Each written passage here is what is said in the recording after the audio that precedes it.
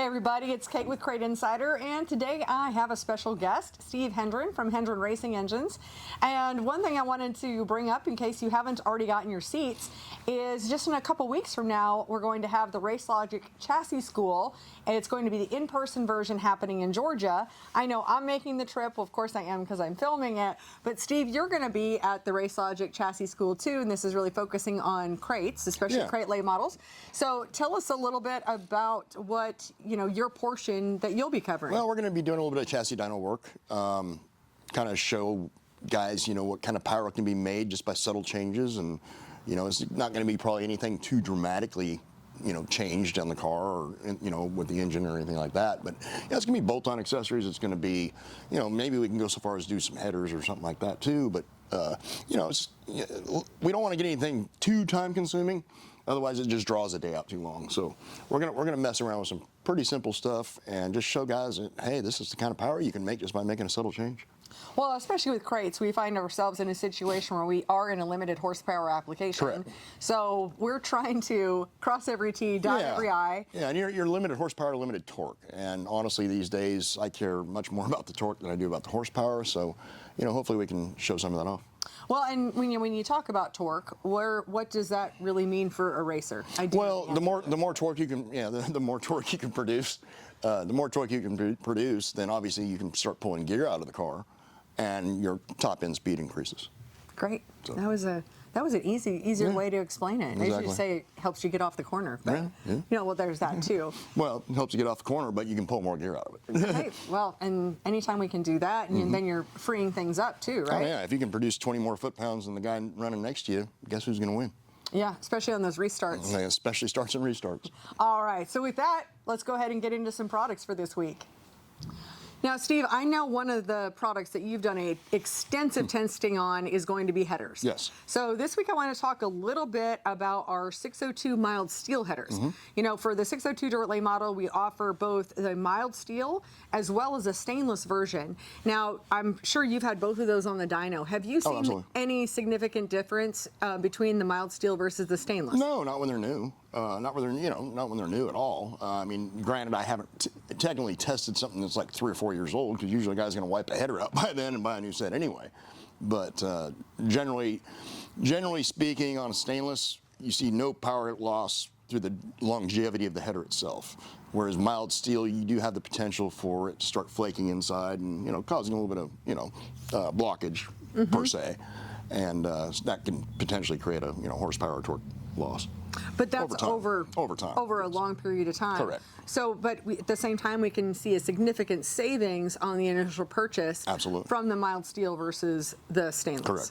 Yeah. So that would be what we want to talk about this week. The 602 mild steel headers. We got a few sets on the shelf, and if you're looking to save a few dollars compared to the stainless, you're going to be in the same ballpark. If you got profabs, you got the best in the business. So yes, and of course that's what we're talking about. Well, you did all of the dyno testing to really develop those in the first place. Yes. I know I was at a lot of those sessions. Yes. So so you're looking for a set of headers, that's a great way to go.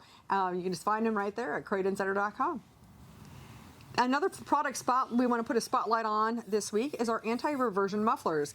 Now, Steve, you and your brother were the ones that really developed these. Yeah. And so tell us a little bit about the journey of the anti-reversion mufflers. Well, these came about as an idea that we had several years ago now, based off of Jim Fueling's technology from back in the mid-'70s, late 70s. And essentially what this does is it prevents reversion from pulsing back into the combustion chamber after it's already been exhausted out.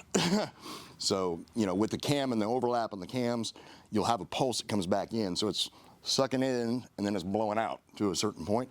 That stops the sucking in part, which eliminates contaminating the next charge in the cylinder, and it dramatically increases torque. Great. Yes, and why does it increase torque? Because because you're getting an absolute clean burn.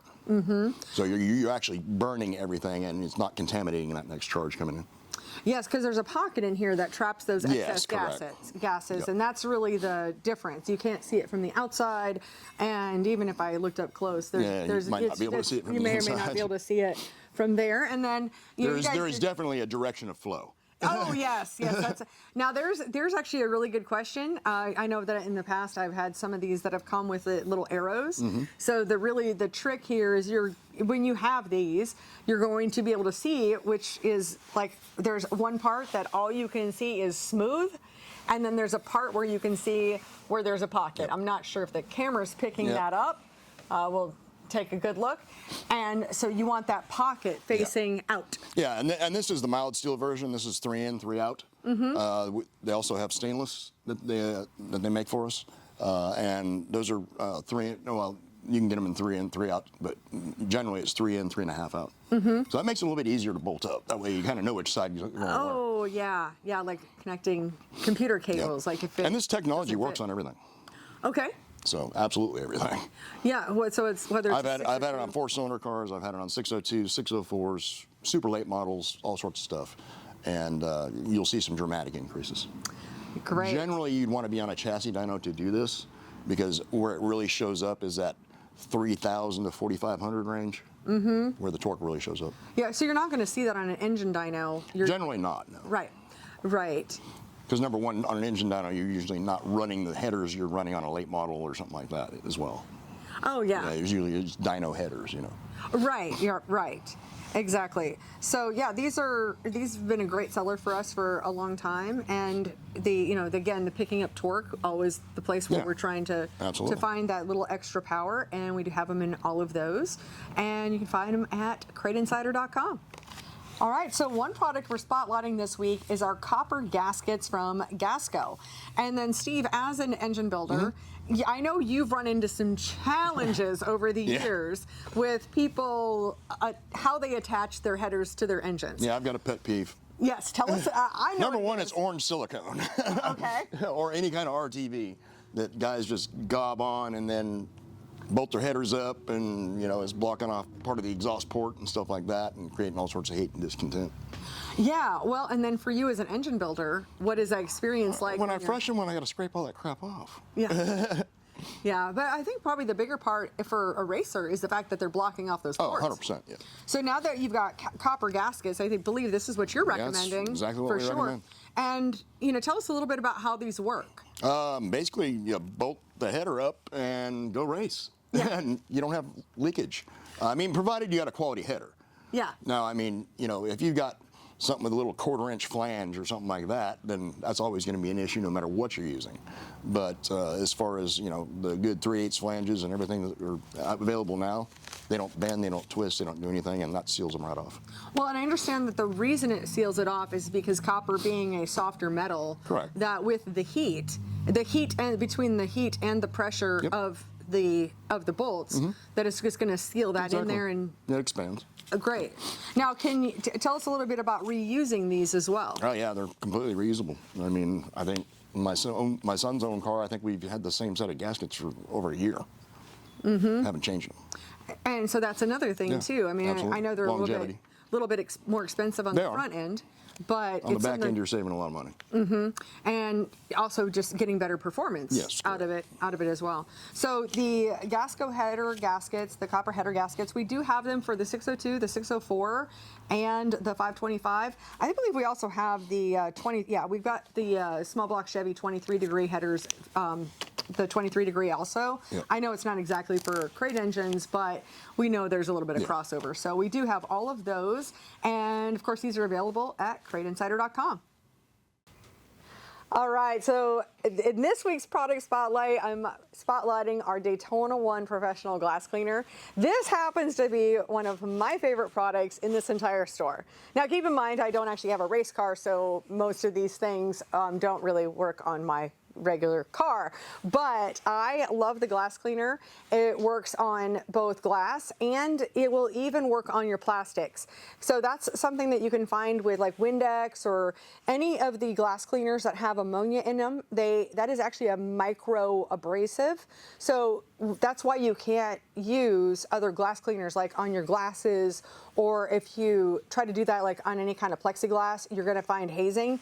But with the Daytona 1, I don't find any of that, and it works out really good. It's just a nice spray, foaming. So great way, cleaning the inside of your hauler, getting rid of any of that red clay or dust that you accumulated at the racetrack. Great for that.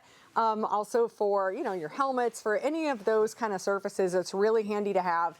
And again, it happens to be my personal favorite out of all of our products in this whole store. And of course, we always carry it here because we always have to watch if I end up having too many that I end up buying off of the shelf myself.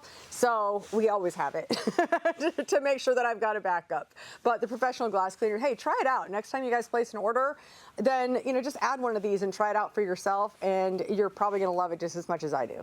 Well, Steve, I appreciate you being here this week and talking about a little bit about RaceLogic there. And of course, really appreciate all the expertise that you've lent to so many of the products that we talk about here at Crate Insider. Any of the testing or performance testing for any of the products has all been done at Hendren Racing Engines. So if you do need an engine refreshed, or you're looking to buy a new one, or wondering what are the best bolt-ons, you can call us here at Crate Insider. But I know you guys can help out too. So yeah, how can people? We'll rebuild your engine for you. Right, it's not going to be me. No, there's nobody that wants me rebuilding an engine. And we can supply you with the new ones too. Yes. So tell people how they can get a hold of you guys. Yeah, just give me a shout. I'm usually the guy that answers the phone myself. So 828-286-0780, and that'll be a direct line to me. And if I'm not there for some reason, you can always talk to my brother or my son. Yeah, and then you guys are available also on Facebook. Yes, Do correct. you do a lot of Facebook Messenger? That Facebook Messenger's been acting up on us a lot, so I've missed some questions and stuff, but we try to. Gotcha. We try to keep up with it. Okay, so there you have it. I thank you guys all for watching. Thanks for being here. Hit that like and subscribe, and I will see you in another video.